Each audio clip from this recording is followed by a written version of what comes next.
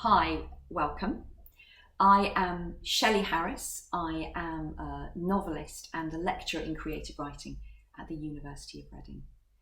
I'm going to share with you a really great strategy for generating new, fresh ideas for your writing and also for problem solving when you write, because as writers we are constantly called upon to solve problems. Let me tell you what you'll need for this first. It's pretty simple. You're going to need a block of post-it notes, you're going to need a pen, and you're going to need a means of timing yourself. For 2 minutes I use my phone. You may have other ways of doing it. And before we start, I want to talk to you briefly about an underpinning principle. And the underpinning principle is very effective but really counterintuitive, because it's quantity over quality. As writers, we spend our whole time, of course, and absolutely aiming for quality. So we write and then we edit and we revise and we polish and we hone and we come at it 20 different ways to get the quality. And that's great, and almost all the time that's what we need. Sometimes it's more effective to go for quantity. This is one of those times. And there's a couple of reasons for that. One of them I'm going to discuss a little bit later.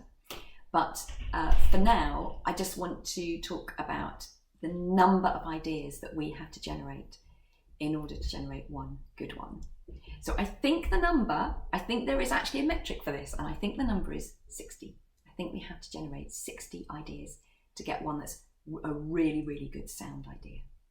So quantity over quality. This is what you do. You put 2 minutes on the clock and you sit there with your post-it pad and your pen and you write for 2 solid minutes every single idea you can possibly think of, either idea for something you might write or idea for problem solving. And you put each separate one on a separate post-it, and as soon as you've written it, you just slap it down on the desk and you keep going. You are not allowed to edit yourself. You are not allowed to say, that's rubbish, I'm not going to write it down. You give yourself permission to write rubbish if that is what is necessary. Try it, it's incredibly liberating. And you keep going and going and going and going. That's the other thing, you cannot stop writing. By the time that 2 minutes comes to an end, you will probably feel like you're absolutely scraping the bottom of the barrel, which is fine, keep scraping the bottom of the barrel. When you've finished, there's a couple of things that you can do with that huge pile of post-it notes that's now in front of you. So the first thing is really obvious, which is that you read them all and you find ideas that you really like. Okay, it's not rocket science, you can do that, and that's great. When I do this in workshops, I usually ask students to just indicate by raising their hand where in their ideas their favourite one came. So was it towards the beginning or towards the middle or towards the end? So often it's the barrel scraping towards the end ideas that people really end up loving and going with. One of the reasons for that is that our brains are very, very lazy. When we ask our brains to make connections, they'll always make the kind of connections they've made before, the really, really obvious ones. This is where we get stereotype from, for example, because it's just easy, it's low-hanging fruit. Okay, you don't have to reach very far for it. That's great, and those are the ideas we write down in the first 30 seconds of the 2 minutes.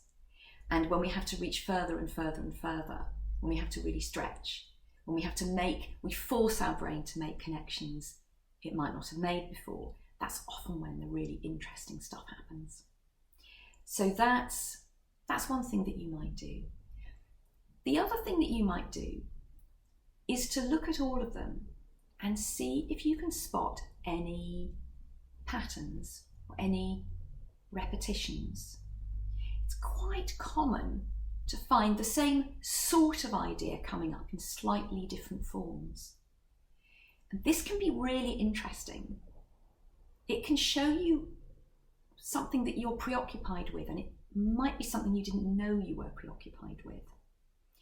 And sometimes it can sort of show you a theme that your unconscious is reaching for.